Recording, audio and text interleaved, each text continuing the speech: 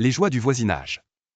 Ce doux mélange entre le vivre ensemble et la nécessité de cohabiter avec des spécimens qui ferait passer un épisode de Faites entrer l'accusé pour une sitcom familiale. Un soir, alors que j'étais chez Olivia, à l'époque on n'était pas mariés, mais j'étais déjà celui qui vidait son frigo, un bruit étrange me sort de ma contemplation du plafond. Un mix entre des cris et des bruits sourds. Mon premier réflexe ? Me dire qu'un abruti avait juste monté le volume de sa télé et se faisait une rediff de Rocky. Mais non, pas de Stallone à l'écran, juste un champion du monde des lâches, en train de cogner sa femme en plein couloir. Comme si c'était un sport olympique.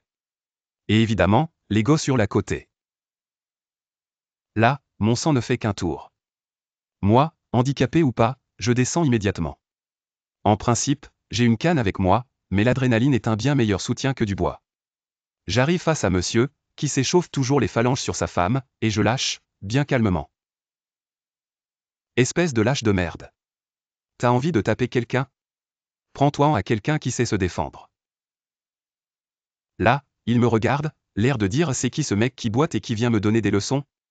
Parce que oui, les gens ont tendance à me sous-estimer.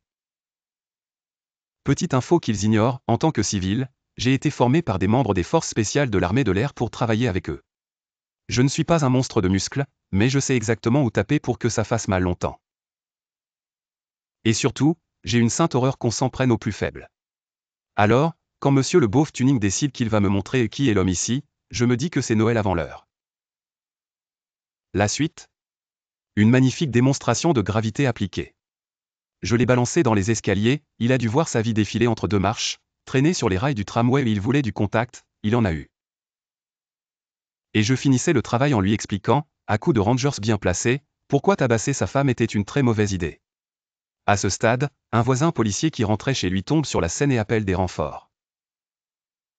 Ils arrivent, et là, moment épique, il leur faut 3 gars odontins qui ressemblent à Robocop pour m'empêcher de continuer mon séminaire de rééducation intensive.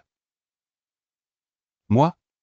Menotté à une barre, avec un flic qui me sort, on va se calmer, monsieur. Lui ? Direction l'ambulance. Après enquête, on découvre que c'était son ex-femme, qu'il avait interdiction d'approcher. On se demande bien pourquoi.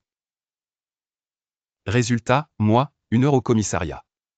Le procureur, alerté par l'OPJ, a tranché vite fait, foutez-moi le dehors. Expliquer comment un type comme lui a mis ce mec dans cet état, ça va être trop compliqué. Et voilà, bilan des courses, lui, 3 jours à l'hôpital avant d'aller directement en prison. Moi, une anecdote de plus à raconter. Morale de l'histoire, on ne tape pas sa femme.